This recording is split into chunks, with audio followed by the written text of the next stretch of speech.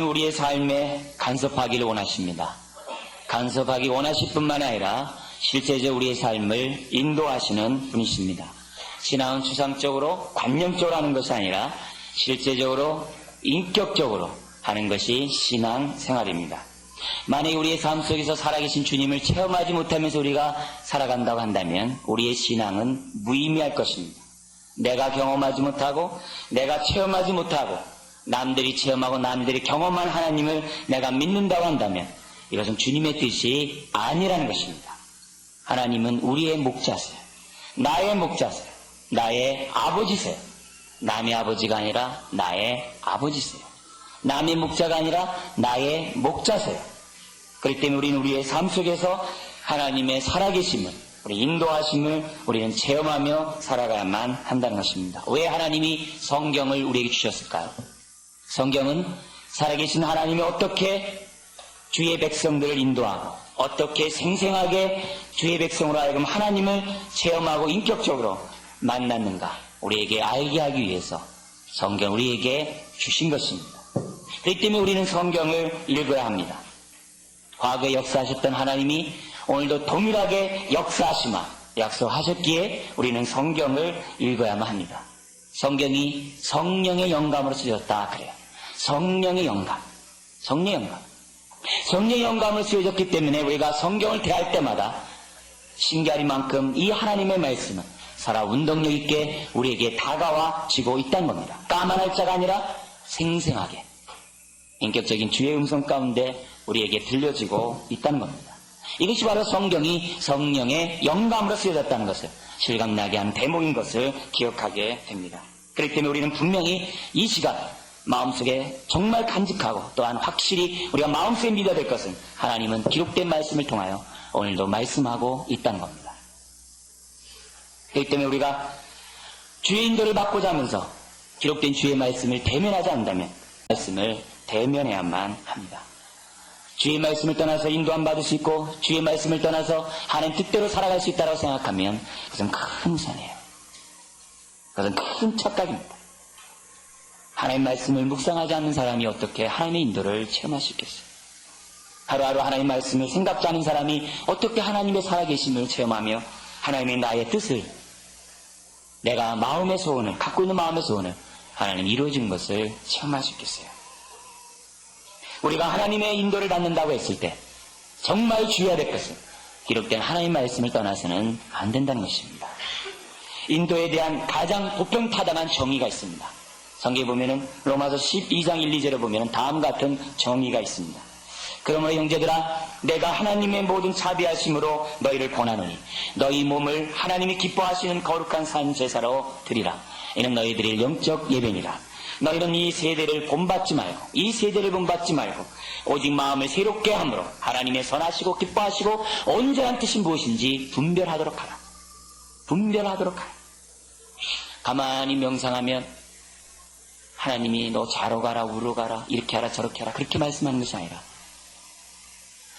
하나님의 말씀을 우리가 대면하는 가운데 하나님의 선하시고 기뻐하시고 온전한 뜻이 무엇인지 분별하라는 것입니다. 기록된 말씀을 가지고 분별하라는 것입니다. 분별은 내 생각이 중심이 되어서 하나님의 뜻이 맞니 틀리니 좋으니 나쁘니 옳으니 틀리니 말하는 것이 분별이 아닙니다. 분별은 하나님의 말씀에 내 생각을 맞추는 것이 분별입니다. 하나님의 생각에 내 뜻을 맞추는 것이 분별입니다. 하나님이 갖고 있는 그 생각에 비록 그것이 내 뜻과 내 생각과 다르다 할지라도 그 뜻에 내가 순종하려고 하는 그것이 분별입니다. 그게 분별이에요. 하나님 뜻이 엄연히 있음에도 불구하고 내 뜻을 고집하는 것은 분별이 아닙니다. 자기의 이익과 자기의 중심과 자기 갖고 있는 그 생각에 하나님 뜻과 다를 때 비록 다름에도 불구하고 내 뜻과 내 이익을 포기하고 주의 뜻에 순종하는 그것이 우리는 분별인 것을 기억해야 합니다. 분별하기 위해서 어떻게 된다고요? 이 세대를 본받지 말고 오직 마음이 새롭게 변화를 받아야 된다 했어요. 이 세대를 본받지 말라는 것이 무엇입니까? 세상의 가치관을 본받지 말라는 거예요.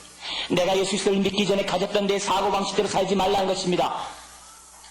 지금 우리가 살아가고 있으면서 여전히 우리들을 동화시키고 있고, 여전히 우리를 하여금 세속화시키고 있고, 여전히 하나님 뜻에 멀게 하는 그런 가치관들에, 그런 생각들에 우리가 따르지 말라.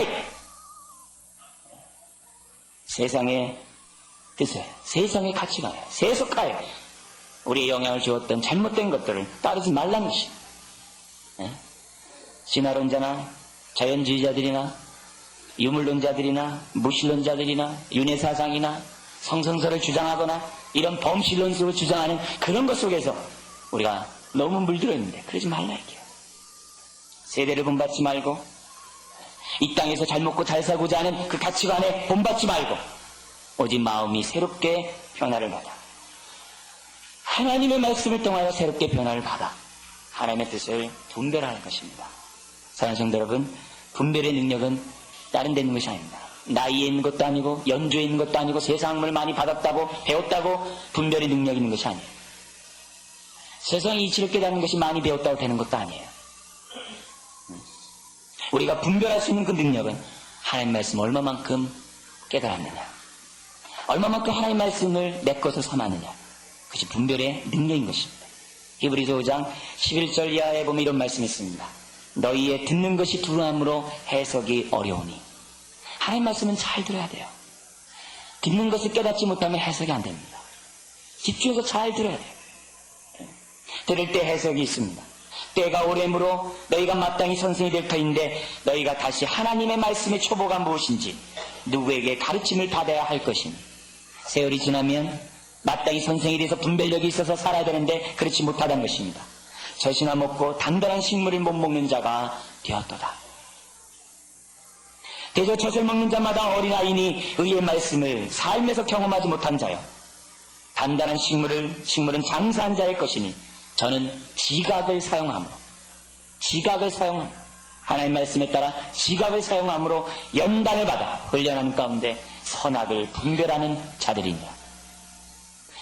젖을 먹는 자와 단단한 식물을 먹는 자의 차이점이 뭐라고요? 하나님 말씀을 삶 속에서 경험하느냐 체험하느냐 체험하지 못하느냐, 하나님의 인도를 체험하느냐 체험하지 못하느냐, 오늘 나의 현실 속에서 하나님 뜻을 분별하느냐 분별하지 못하느냐. 신앙의 연조가 중요한 것이 아닙니다. 얼마만큼 하나님의 말씀을 가지고 분별하느냐, 지각을 사용할지 않느냐, 하나님의 선하시고 기뻐하시고 온전한 뜻을 깨닫는 가운데 지각을 사용하는 가운데 얼마만큼 훈련되어 분별하느냐, 그 사람이 단단한 식물을 먹을 수 있다는 겁니다. 하나님, 우리가 우리의 삶 속에서 하나님의 말씀을 경험하게 원해요.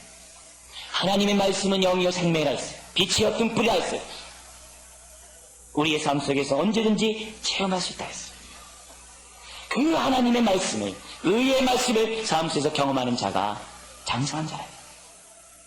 때가 오늘부로 너희가 마땅히 선생이 될 터인데 하나님 말씀은 분별해야 되는데 왜 그러지 못하냐 이게. 장사한 자들은 하루아침에 되는 것이 아닙니다. 왜요? 지갑을 사용함으로 연단을 받아야 되기 때문에. 하루아침에 연단 받는 것이 아닙니다. 하루아침에 미분 적분을 푸는 게 아닙니다. 하루아침에 모든 것들을 통달하는 것이 아닙니다. 선악을 분별하는 것은 지각을 사용하는 훈련이 있어요. 끊임없이.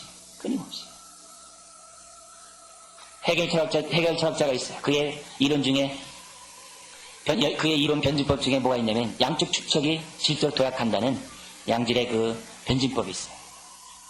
그건 세상의 이치라고 생각해요. 실제로 도약하기 위해서는 양쪽의 축척이 있어야만 한다는 것이죠. 한순간에 뜻을 통달하는 것이 아니라 끊임없이 반복하고 지각을 사용하는 가운데 하나님의 뜻을 알아가고 하나님 뜻에 밀접하게 간다는 것을 우리에게 보여주고 있다는 겁니다. 끊임없이 하나님 말씀을 대면하는 가운데 분별력이 주어지는 것이지 어느 아침에 되어지는 것이 아니에요. 동양의 사상과 성경의 사상이 차이점이 거예요. 네? 동양의 사상이 뭡니까? 소나무에 솔방울 딱 있어요. 궁사가 있어요. 활을 쏘는 사람이 딱 앉아있어요. 서양 사람들이 어떻게 활을 쏩니까? 계속 쏴요. 동양은 어떻게 돼요? 무협지 이렇게 보면 폭포 밑에 딱 들어가 있다가 막 하다 갑자기 눈을 탁 떠요. 칼을 한번 슉 하면 폭포가 잘라지고 눈 한번 딱 쓰면 소나무가 있다마는 달덩어리가 돼가지고 한 번에 탁 뚫지 않습니까? 동양적인 사고방식을 우리들에게 알려준 얘기죠. 성경에서 말하는 하나님의 인도는 어느 날 아침에 가만히 있다 눈을 탁 뜨니까 하나님의 천개의 비밀을 다 깨달아가지고 하는 그것이 성경에서 말하는 하나님 인도가 아니에요. 하나님의 인도는 끊임없이 지각을 사용하는 가운데 연단을 받아요. 연단. 끊임없이 찌꺼기를 제거해야 되고, 끊임없이 이 세대를 본받지 말고, 끊임없이 하나님 말씀으로 우리의 마음이 새롭게 변화를 받을 때 깨달을 수 있어요. 우리가 변화를 받지 못하면 우리의 마음이 시커매져요. 거울을 보세요. 닦지 않으면 어두워지잖아요. 녹슬잖아요. 어떻게 하나님 뜻을 분별할 수 있겠어요? 분별 못해요. 끊임없이 이 세대를 본받지 않고 우리 마음이 새롭게 받으면 받을수록 우리의 마음의 눈이 밝아지는 거예요. 그런 가운데 하나님의 뜻을 깨달을 수 있는 것이지, 한순간에 빽찍기가 없어지고 갑자기 그냥 오만촉감이 되는 것이 아니라는 사실을 기억해야만 합니다. 천리길도 뭐라고요? 한 걸음부터. 신앙생활은 꾸준히 하나님 말씀과 동행하는 가운데 한 발자국 한 발자국 인도함 받는 것이 하나님의 인도라는 겁니다. 한 발자국 한 발자국. 인도함을 받는 데 있어서 정말 중요한 것, 지갑을 사용하는 이 훈련, 우리는 이것을 잊지 말아야만 할 것입니다. 여러분, 이 시간에 하나님 말씀 듣는 것이 뭡니까? 훈련이에요. 지갑을 사용할 수 있는 훈련을 배우는 거예요. 주일날 오전 예배만 필요한 것이 아니라 교회 여러 집회들이 있는 이유가 뭡니까? 그만큼 여러분의 칼날을 예리하기 위해서, 지각을 분별할 수 있는 그 능력을 더욱더 예리하게 갖추도록 하기 위해서 여러분들에게 여러 가지 예배 시간을 통하여 여러분들에게 하나님 말씀을 전하는 것 아닙니까? 세상의 학문의 전공을 위해서 얼마나 많은 사람이 땀을 흘립니까? 그렇다면 인생의 나침반, 하나님의 인도를 깨닫는데 우리 얼마만큼의 땀을 흘려야 되는지를 우리는 생각해야만 한다는 것입니다. 사랑하는 성도 여러분, 사람들은 하나님의 인도를 모르기에 먼저 자기 뜻과 자기 생각과 자기 야망을 미리 정해놓고 응답해달라고 때를 씁니다. 이런 기도를 하나님의 올바른 인도를 받을 수가 없습니다. 하나님의 뜻은 내 뜻이나 만족시키는 그런 분이 아닙니다. 내 야망에나 도와주는 데 필요한 그런 분이 아닙니다. 요술랍 램프, 마술램프 같은 그런 분이 아닙니다. 자판기에 돈을 집어넣으면 커피가 나오는 그런 하나님이 아니라는 것입니다. 우리는 주의 뜻에 우리의 생각을 맞춰야 합니다. 내 생각이 주님의 뜻과 일치되도록 지각을 사용하는 훈련을 받아야 됩니다. 왜 우리가 주의 뜻에 맞춰야 됩니까? 주의 뜻은 생명의 길이기 때문에 그래요. 잠언 16장 25절에 어떤 길은 사람이 보기에 바르나 필경은 사망의 길이라. 사람들이 볼 때 어떤 길은 바른 것 같아요.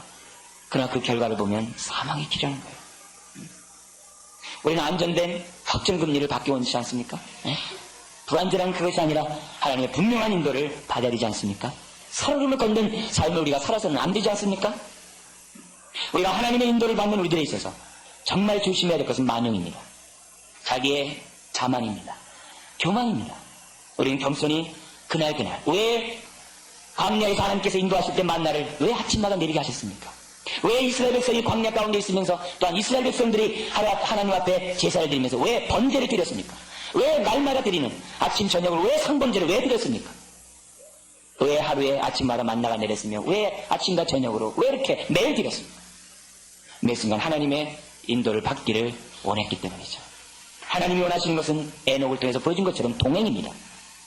하나님 뜻을 깨닫는다는 내 마음대로 마음대로 살다가 다시 와서 하나님 뜻을 묻고 또 내 뜻대로 살다가 다시 와서 묻고, 그런 게 하나님 인도가 아니에요. 하나님의 인도는 한 발자국 한 발자국 인도하는 겁니다. 모세가 이스라엘을 구원하고자 하는 하나님의 자기 나름대로 뜻이 있었어요. 이스라엘을 구원하고자 하는 모세의 열망이 있었어요. 하루는 애굽 사람이 이스라엘 사람을 괴롭히는 겁니다. 그래서 모세가 그 애굽 사람을 죽이고 이스라엘을 구원합니다. 그래서 이스라엘 사람들끼리 싸움합니다. 모세가 말립니다. 그때 이스라엘 사람들의 말이 뭡니까? 내가 언제 너를 갖다가 지도자를 삼았냐. 네가 뭔데 간섭하냐. 그리고 애굽 사람을 죽였다는 사실이 왕에게 알려지게 되고 모세는 도망가지 않을 수밖에 없는 그러한 신분에 처하게 됩니다. 여러분, 만약에 거기서 이스라엘 사람들이 모세의 이와 같은 마음을 깨닫고 왕자의 그 신분을 이용해가지고 이스라엘 사람들이 민중봉기를 켜서 해방을 했다고 해봅시다. 그리고 설상가상 출력을 했다고 해봅시다. 어떤 일이 벌어졌을까요? 몇 명이나 살아남을 수 있었겠어요? 아마 거의 다 죽었을 겁니다. 근데 하나님의 인도를 보십시오. 한 사람이라도 죽은 사람이 있습니까? 없습니다. 하나님의 인도 방법을 보십시오. 애굽에서 죽은 사람이 하나도 없어요. 똑같은 해방인데 하나님의 인도를 받는 것과 하나님의 인도를 받지 못한 것이 이렇게 차이가 나는 거예요. 모세가 또한 이스라엘 백성 구원코자 하나님 앞에 기도한 줄 아십니까? 하나님이요, 내가 왕자가 아닙니까? 하나님이요, 내가 지금 이렇게 있는데 애국에서 종살이하는 사람들 해방하는 거 하나님 뜻 아닙니까? 하나님 나를 사용해 주십시오. 이렇게 기도하지도 않았어요. 애굽이 이스라엘 해방하는데 쓰임받았던 나이가 몇 살입니까? 80세. 40세에 애굽 사람 죽이고 도망가고 40년 동안 광야에서 살았어요. 요즘 말로 하면 썩었어요. 응? 오히려 양을 치고 있던 모세입니다. 이스라엘의 해방을 위해서 그 불같은 소원이 이미 다 사그러지고 다 꺼져버리고 숫돈만 남은 새카만 마음을 갖고 있는 모세였어요. 그 시점에 우리 주님께서는 가시떨기에 불러 임하셔서 사라져버린 모세의 심령에 해방에 대한 그 불꽃을 태우셨던 것을 보게 돼요. 그때 모세가 기도했습니까? 기도 안 했어요. 오히려 하나님께서 모세에게 나타나셔서 하나님께서 너로 하여금 이스라엘 해방하기 원한다라고 부르셨던 것을 보게 됩니다. 무슨 말입니까? 하나님의 인도는 내가 주도하는 것이 아니라 주님이 주도한다는 거예요. 이걸 배워야 돼요. 하나님의 인도를 받기로 원하는 사람은 내가 앞섰다니까 주님 따라오십소가 아니라 주님이 가는 그 길을 따라가야 돼요. 예수님이 나를 따라가라고 했지 네가 앞서가면 내가 따라가라고 말하지 않았어요. 하나님은 먼저 말씀하지 않고는 행동하지 않는다 했어요. 하나님 우리의 갈 길을 보여주지 않고는 인도하지 않는다 했어요. 우리가 착각하는 것이 뭡니까? 주도권을 내가 갖고자 하는 거예요. 하나님의 인도를 받고자 하는 우리들이 주도권을 내가 가져봤자 나온 것이 뭡니까? 만영입니다. 아이성을 공격하지 말아라. 틀림없이 얘기했음에도 불구하고 아이성을 공격하러 갑니다.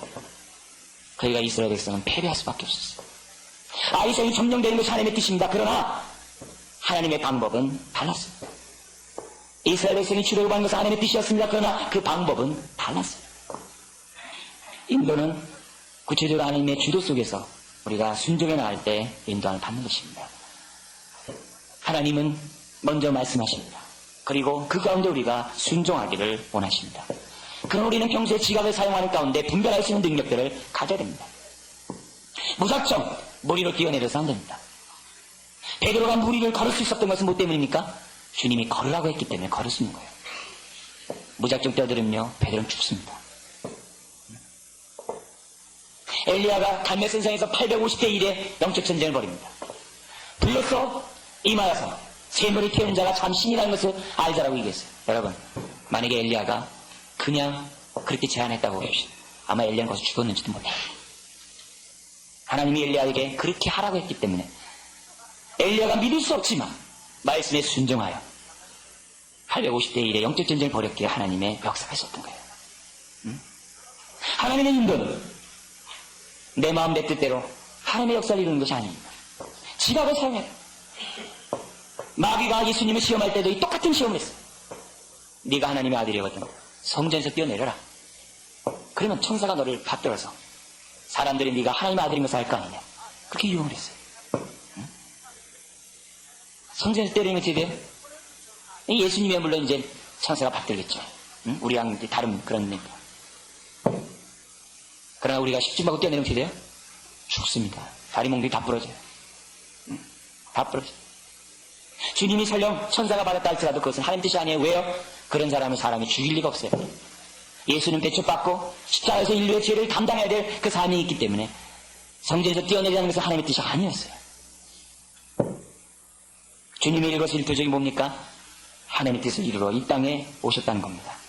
그렇기 때문에 우리는 하루하루 살아가면서 인도함 받으면서 주의해야 될 것은 하나님의 말씀을 분별하는 것입니다. 하나하나. 두려워하지 마십시오. 하나님의 뜻을 분별한 가운데 나고자 했을 때 곁길로 가면은 목자이신 주님이 우리를 올바른 길로 인도하세요. 사인을 주셔서 인도하세요. 걱정할 거 없어요. 네? 때로는 옆에 좋은 초장이 있어서 우리를 유혹하는 것이 있다 할지라도 우리 주님이 우리를 올바로 인도한다는 사실을 기억해야 합니다. 그러므로 한 발짝 한 발짝 하나씩 여러분 기억하셔야 돼요. 네? 이 말씀 기억하셔야 됩니다. 하나님은 나에게 뜻을 알려준 다음에 너 알아서 그 뜻대로 살아 이렇게 하신 분이 아니라는 거예요. 오해하세요. 이것은 정말 안 돼요. 네? 우리가 이렇게 마음 먹어도 안 돼요. 주님 내가 최선을 다할 테니까 뒤에서 응원해 주세요. 그렇게 해서도 안 돼요. 이것은 하나님의 인도가 아닌 것입니다. 오히려 너는 나를 따르고 내가 하는 것을 너는 봐라. 내가 인도한 길로 너는 나를 따라. 내 뜻을 초월하지 말고 내 뜻에 따라 살아라. 그래서 법궤가 이스라엘 백성이 움직일 때마다 제일 앞에 나섰던 이유가 뭡니까?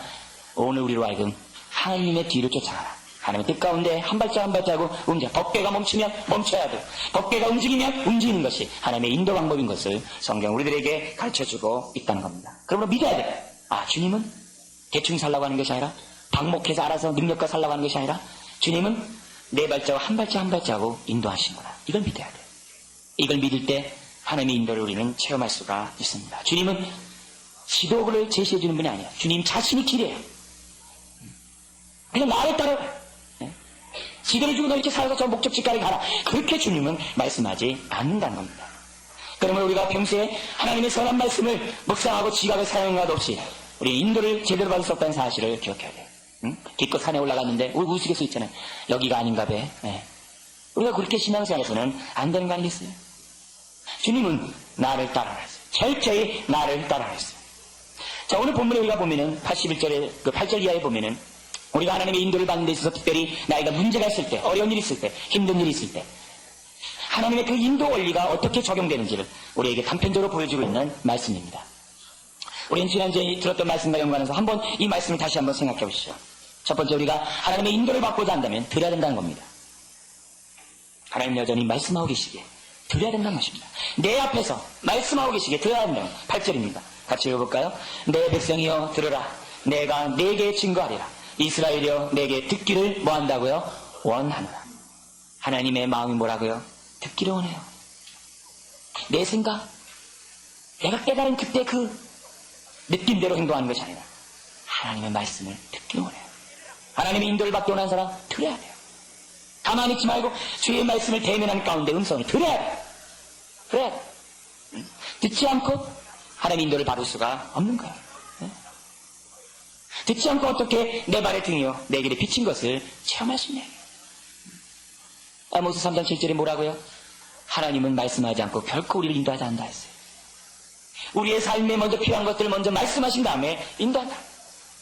자, 오늘 여러분들 이렇게 봐요. 모처럼 나온 분도 있고 처음 오신 분도 있고 최근에 나오신 분들도 있고 제가 봐요. 볼 때마다 제 마음속에 갖고 있는 것은 요한복음 6장 44절이에요. 6장 44절에 뭐라고 했냐면은 우리 주님이 하신 고백이에요. 나를 보내신 아버지께서 이끌지 아니하면 아무라도 내게 올 수 없으니 오는 그를 내가 마지막 날에 다시 살리리라. 무슨 말입니까? 여러분들이 이 자리에 나온 것은 내 뜻과 내 생각 가운데 나왔다고 생각할 수 있지만은 하나님이 허락하셨기 때문에 이 자리에 나올 수 있다는 거예요.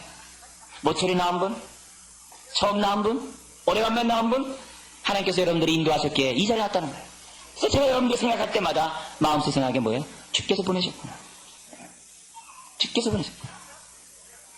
하나님의 음성을 들음으로 인해서, 하나님께서 말씀하신 것을 들음으로 인해서 내가 그런 행동을, 그런 생각을 합니다. 아, 하나님이 여러분들을 보내셨구나, 이 자리에. 여러분 스스로도 이것들을 깨달으셔야 됩니다. 하나님이 나를 이곳에 보내셨구나. 오늘 하나님의 말씀을 들으라고, 그리고 하나님의 뜻 가운데 살라고 나를 보내셨구나. 그런 확신 속에 이 자리에 앉아야만 한다는 겁니다. 들으려고 하는 마음을 가질 때 우리가 하나님의 인도를 받을 수가 있습니다. 두 번째로 우리가 하나님의 인도를 받는 방법이 무엇입니까? 구체적으로 말씀하신 하나님의 뜻을 들어야 돼요. 오늘 본문에 보면 9절입니다.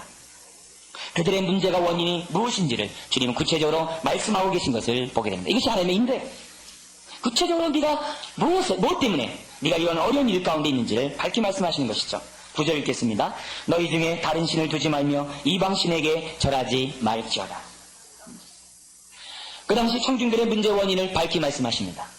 그 당시 청중들이 어떤 고통 가운데 있는지를 주님은 구체적으로 말씀하십니다. 바로 이것이 하나님의 인도예요. 하나님이 우리의 길을 인도하는 데 있어서, 나에게 문제를 해결하는 데 있어서 그 문제의 원인이 뭐라고 말씀하신다는 겁니다. 그냥 문제를 해결하는 분이 아니에요. 우리가 그 문제의 원인을 깨닫도록 하신다. 이걸 믿어야 돼요. 구체적으로 내 문제의 원인을 지적한다는 사실을 믿을 때 우리 인도함을 받을 수가 있는 겁니다. 그들이 당한 고통의 문제의 원인이 뭐라고요? 우상숭배일까요? 우상숭배가 그들로 하여금 고통의 삶을 살겠다는 겁니다. 우리는 주의 말씀을 대면할 때, 우리가 주의 말씀을 우리가 분별하고자 할 때 하나님 우리에게 그 문제의 원인을 지적해 준다는 거예요. 이걸 믿어야 돼요. 첫 번째 뭐라고요? 우리가 듣기를 원해요. 그리고 두 번째로 어떻게 돼요? 구체적으로 말씀해요. 세 번째는 뭡니까? 그렇습니다. 하나님은 우리가 그 문제의 원인을 알았으면 그 문제의 원인을 해결하는 데 순종하기를 원한다는 겁니다. 하나님은 구체적으로 말씀합니다. 그리고 그 길을 따라오라고 얘기합니다. 원인을 말씀했습니다. 그럼 우상숭배를 제거하라. 여러분들에게 각자에게 말씀하는 원인이 있을 거예요. 여러분의 문제를 정말 발생하게 그 원인이 있을 거예요. 알게 하면 그것을 버리라는 거예요. 오늘날에도 우상숭배는 많아요. 여러분 실질적으로 우상숭배를 버리는 것은 쉬운 것이 아니에요. 응? 우상숭배는 눈에 보이는 것이 아닙니다. 우상숭배는 내 안에 있어요. 응? 이 세상에 우상이 반지들이 그렇게 많은 이유가 뭡니까? 그만큼 사람 마음속에 탐심이 가득하다는 겁니다. 응? 그렇게 많은 우상들이 곳곳에 처쳐 있는 것은 그만큼 사람의 탐심이 많다는 거예요. 왜요? 우상은 탐심이기 때문에. 탐심은 곧 우상이기 때문에. 그 안에 그런 탐심이 있기 때문에 그런 우상이 나오게 됩니다. 그렇기 때문에 문제의 원인을 제거한다는 것은 쉬운 것이 아닙니다. 바로 여기서 문제가 발생해요. 긴장이 발생돼요. 어떤 긴장입니까? 하나님이 버리라고 하는 것과 그것을 붙잡고 싶어하는 나의 욕심입니다. 내가 이것을 하고 싶어하는 욕심과 하나님이 저것을 하기를 원하시는 그 뜻이 대치되는 그 긴장이 발생하게 된다는 것이 이게 문제예요. 이런 갈등 속에서 우리들이 가져야 될 것은 하나님의 마음을, 하나님의 본심을 믿는 겁니다. 하나님의 본심은 무엇입니까? 16절입니다. 같이 한번 읽어볼까요? 내가 또 미래의 아름다운 것으로 저희에게 먹이며 반석에서 나오는 꿀로 너를 만족해 하리라 하셨도다. 이게 하나님의 본심이에요. 하나님이 우리를 인도한 그 결과에 우리의 본심이 뭐라고요? 우리가 만족한 삶을 사는, 우리의 삶에 하나님의 풍성한 삶을 맛보게 하는 것이 하나님의 본심이라는 거예요. 내 뜻과 하나님 뜻이 다를 때 우리는 순종해야 돼요. 순종해야 돼요. 그런데 평소에 지각을 사용하여 연단을 받지 않은 사람들의 특징을 보면은 하나님 뜻과 내 뜻과 다를 때 하나님 뜻을 버리고 내 뜻을 따른다는 겁니다. 의의 말씀을 경험하지 못하는 사람들은, 하나님의 말씀을 분별하지 못하는 사람은 하나님 뜻을 거절하고 내 뜻을 주장한다. 그래서 11절처럼 행동합니다. 같이 한번 읽어볼까요? 내 백성이 내 소리를 듣지 아니하며 이스라엘을 나를 원치 아니하였도다. 원치 않아요. 하나님 뜻과 내 뜻이 다를 때 하나님 뜻을 순종할 수 있는 능력을 평소에 키워야 되는데 지각을 사용하는 가운데